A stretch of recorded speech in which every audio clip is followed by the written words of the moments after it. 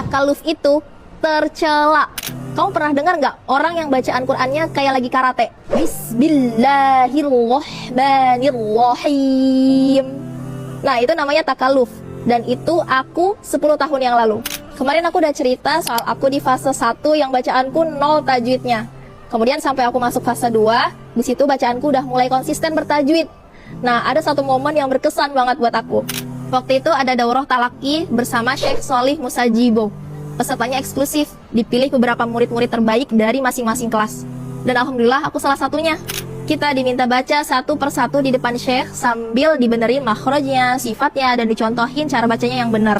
Nah, selesai daurah, Ustazah tahfidku ngumumin di depan teman-temanku kalau aku yang bacaannya paling mumtaz. Dapat pujian dari Syekh itu bukan akhir. Ternyata setelah itu aku masuk ke fase paling melelahkan. Dan aku masuk ke fase takalluf. Ini bermula waktu aku punya guru baru, Syekhah dari Yaman. Beliau super ketat. Desisan huruf sin kurang sedikit aja harus ulang. Satu halaman rasanya kayak setahun. Aku kira aku udah naik level. Ternyata sifat kaku kayak karate ini kebawa sampai aku lulus dan jadi guru Quran. Aku jadi super galak dan ketat sama muridku. Murid-muridku harus sesusah aku belajarnya. Aku jadi pede banget dan ngerasa paling bener. Aku bahkan nantang diriku untuk menemukan orang yang bisa mengoreksi bacaanku. Karena selama ini aku talaki sama ustadzah, nggak ada yang ngoreksi aku. Sampai akhirnya aku dipertemukan dengan murid Syekh Muhammad Ihsan Ufik. Vonis beliau cuma satu, kamu takaluf. Jelep, aku denial, nggak terima. Tapi Allah kasih tamparan kedua.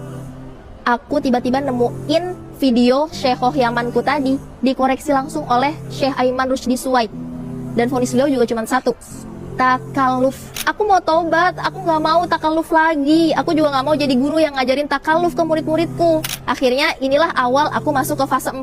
Fase dimana aku mencari banyak referensi tentang bacaan yang tepat tapi tetap rileks. Jadi aku mulai dengerin video-video bacaannya Syekh Aiman Rusdi Suwaid.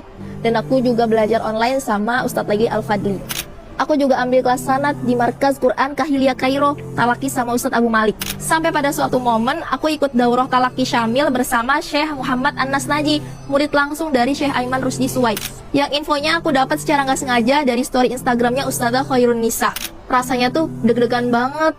Tapi alhamdulillah Al-Fatihah aku bisa lulus tanpa koreksian dari Syekh Anas. Coba aja kalau bacaanku masih takaluf kayak dulu.